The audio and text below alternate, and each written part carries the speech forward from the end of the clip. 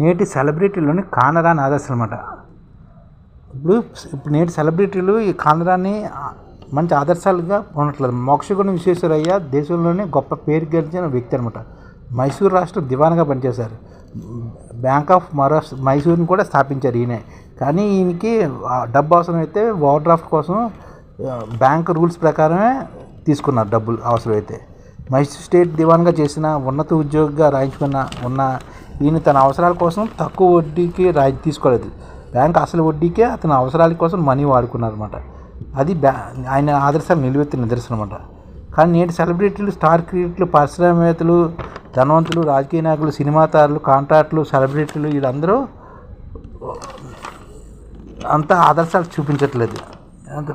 పబ్బుల్లోని, హుక్కా సెంటర్లోని, బైక్ రైడింగ్లోని, డ్రంక్ అండ్ డ్రైవ్లోని పాపులర్ అవుతున్నారు అన్నమాట. వీళ్ళంతా ఇలాంటి వ్యభిచారంలోని, ఫామ్ హౌస్ వ్యభిచారాల్లోని ఇలాగా పట్టుబడుతున్నారు అన్నమాట.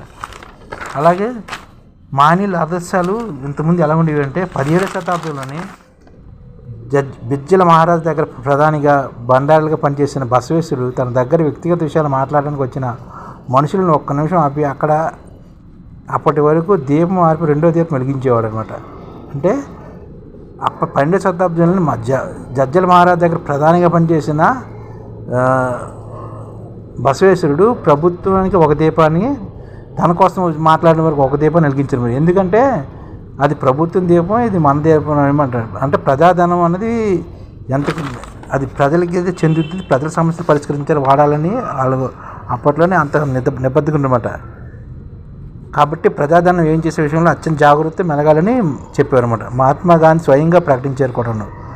ఇవాళ సెక్యూరిటీ పెడితే, ఆడంబరాలు పెడితే ఎంతోమంది రాజకీయ నాయకులు అణుశాస్త్రాన్ని, ఏరోనాటికల్ వ్యవస్థను అందించిన డాక్టర్ ఏపీజే కలాం తన పదవి తర్వాత పాఠాలు బోధించడం వెళ్ళిపోయారు. చివరకు బోధిస్తూనే మరణించారన్నమాట. తన పరిశోధన రాయల్ సొసైటీ వాళ్ళు డబ్బులు ఇస్తామన్న తిరస్కరించిన అరగోవింద్ ఖురానా, జగదీష్ చంద్రబోస్ లాంటి మహనీయులు ఈనాటి మనం గుర్తించుకోమాట. అందరికీ నటన నేర్పే కదా మేధావులు నేటి సెలబ్రిటీలు. వీళ్ళు పేరుకే సెలబ్రిటీలు కానీ చేసేదని ఎద పనులు అనమాట. ఈ విధంగా సెలబ్రిటీలు పేరుకే మంచి వాళ్ళగా ప్రవర్తిస్తూ నాటకాలు ఆడుతున్నమాట. అందుకని గతంలోని మోక్షగుండం విశ్వేశ్వరయ్య,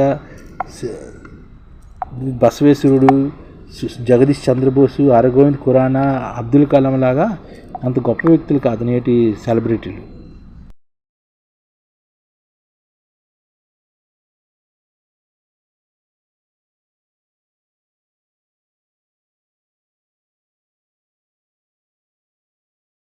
ఈ ఛానల్ ముఖ్య ఉద్దేశం ఏంటంటే మన తెలుగు రాష్ట్రాల్లో 1 కోటి మందికి సంఘటిత రంగాల్లో ఏ విధంగా ఉద్యోగాలు ఇవ్వవచ్చు, కనీస నెల జీతం 30,000 వరకు ఏ విధంగా ఇవ్వవచ్చు, ఏ విధంగా చేస్తే ఉద్యోగాలు సృష్టించబడతాయో వివరిస్తూ ఈ ఛానల్ వీడియోలు వస్తాయి. అలాంటి వీడియోలు మీకు కావాలంటే మన ఐడిఎఫ్ భాస్కర్ ఛానల్ని సబ్స్క్రైబ్ చేసుకోండి. ఐడిఎఫ్ అంటే ఇండియన్ డెవలప్మెంట్ ఫోర్స్.